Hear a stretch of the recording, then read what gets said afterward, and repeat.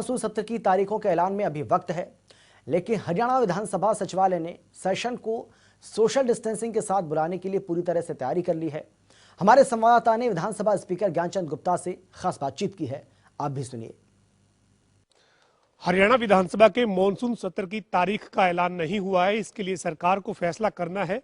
लेकिन हरियाणा विधानसभा सचिवालय ने सेशन सोशल डिस्टेंस के साथ बुलाने के लिए अपनी पूरी तैयारियां मुकम्मल की हुई है। इस वक्त हम हरियाणा विधानसभा के सदन में मौजूद हैं। यहाँ पर पूरी तैयारियां मुकम्मल की गई है और जो तैयारी है वो आप इन तस्वीरों में देख सकते हैं किस तरीके से यहाँ पर व्यवस्था को रखा गया है और किस तरह से जो यहाँ के सदस्य हैं उनकी सीटिंग रहेगी, इसको लेकर जो है वो सीटिंग प्लान तैयार किया जा रहा है। मेरे साथ बातचीत करने के लिए हरियाणा विधानसभा के अध्यक्ष ज्ञानचंद गुप्ता हैं। सर, सरकार को तय करना है मॉनसून सेशन कब बुलाना है, लेकिन आपके सचिवालय विधानसभा सचिवालय की क्या तैयारी है? आपके जो सदस्य हैं वो किस तरीके से सोशल डिस्टेंस के साथ यहाँ बैठ सकते हैं? देखिए, ये तो निश्चित करना है सरकार ने कि जो मॉनसून सत्र है वो कौन सी तारीख से करना है। लेकिन जहाँ तक विधानसभा सत्र को बुलाने के बाद यहाँ ऑर्गेनाइज करने की बात है और सोशल डिस्टेंसिंग के साथ सत्र हो, उसको हमने पूरी रूपरेखा तैयार कर ली है।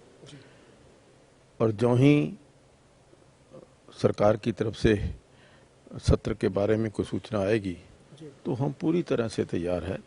सोशल डिस्टेंसिंग और जो इस कोविड के दौरान बाकी के प्रिकॉशंस है, इसकी सैनिटाइजेशन है पूरी विधानसभा का, और यहाँ पर मास्क जो वगैरह की व्यवस्था, वो सब हमने करने की जो प्लानिंग है वो कर ली है।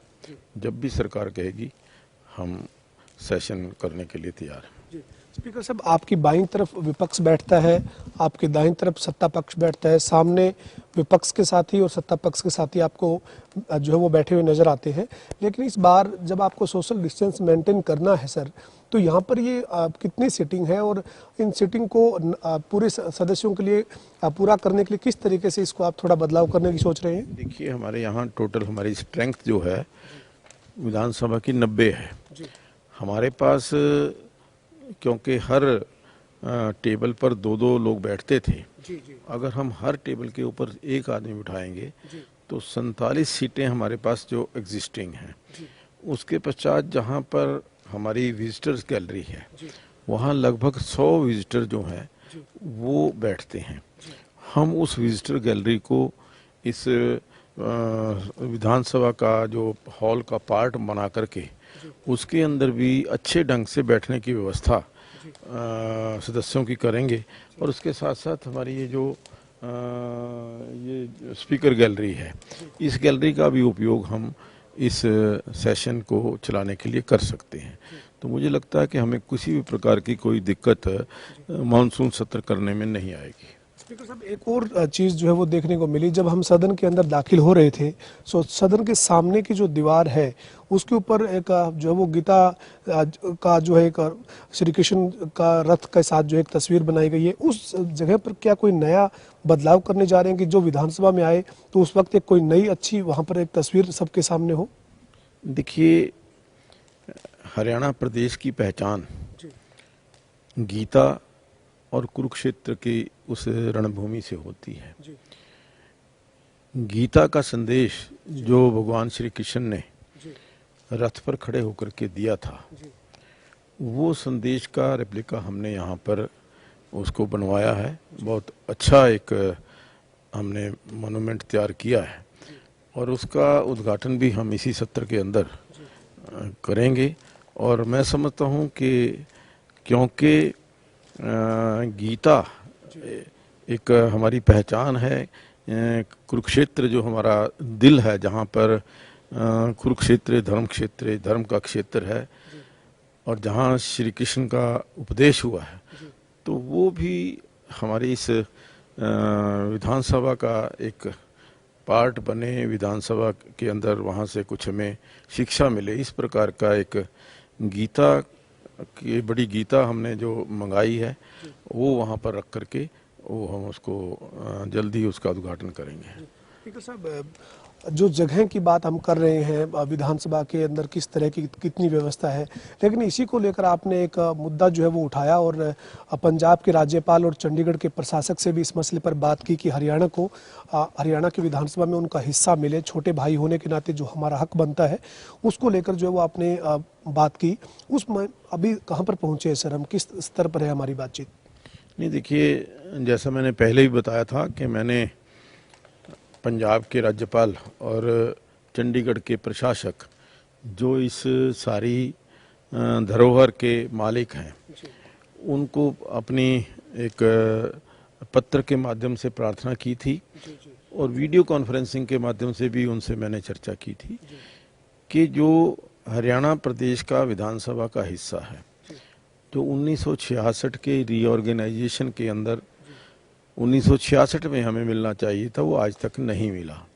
लगभग 13% जो स्पेस है वो भी पंजाब के हिस्से में है। तो मैंने आदरणीय राज्यपाल महोदय से जो कि चंडीगढ़ के प्रशासक हैं उनसे निवेदन किया था कि वो इस मामले में हमारी सहायता करें और फिर क्योंकि उनका कोई जवाब नहीं आया था, मैंने 2 दिन पहले ही एक पत्र लिख करके उनसे दोबारा फिर से रिमाइंड कराने के लिए उनको पत्र लिखा है कि वो हमारी मदद करें। सर एक सवाल और है, आपने जो है वो पिछले दिनों एक फैसला किया कि जो विपक्षी दल हैं अगर किसी तरीके की कोई नाराजगी, विरोध, धरना प्रदर्शन करते हैं सर, तो वो विधानसभा का जब सेशन होता है तो आप देखते भी हैं कि विपक्ष अपनी नाराजगी व्यक्त करता है, तो उसके लिए क्या कोई बाउंड्री तय कर दी है हमने विधानसभा परिसर में कि वो कहाँ तक अपने विरोध स्वरूप आ सकते हैं, उसके बाद उनको बिना विरोध के ही सदन के लिए आगे आना होगा?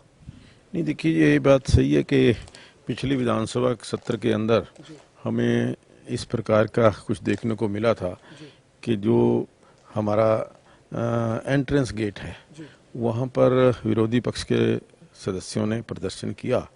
देखिए, लोकतंत्र में प्रदर्शन करना ये हर एक पार्टी का अधिकार है, लेकिन सीमाओं के अंदर रह करके, परिधि के अंदर रह करके, नियम कानून का पालन करके वो प्रदर्शन हो तो मैं समझता हूँ ज़्यादा अच्छा रहता है। और उसी को देखते हुए पिछली बार जो दिक्कत आई थी उसको देखते हुए हमने नई एक परिधि का हमने तय किया है कि जो विधानसभा का जो वो है परिधि है, वो जो एंट्रेंस हमारा जहाँ चेकिंग होती है गेट के ऊपर, वहाँ से उससे पहले कोई धरना प्रदर्शन कर सकते हैं। उसमें एंटर होने के पश्चात, क्योंकि यहाँ पर बाकी के सदस्य भी आते हैं, स्टाफ भी आता है, ऑफिसर्स आते हैं, उनकी मुश्किलों को देखते हुए हमने वहाँ तय किया।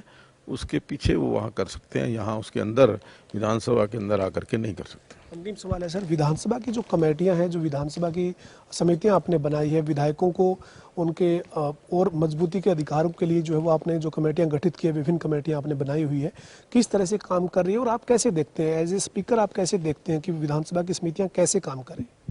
नहीं, देखिए, विधानसभा की जो समितियां हैं वो हमारे संविधान में उसकी व्यवस्था है और वो विधानसभा की समितियां जो हैं एक मिनी हाउस का काम कर सकती हैं, क्योंकि विधानसभा के अंदर वो इतनी डिटेल के अंदर हम चीज़ें डिस्कस नहीं कर सकते।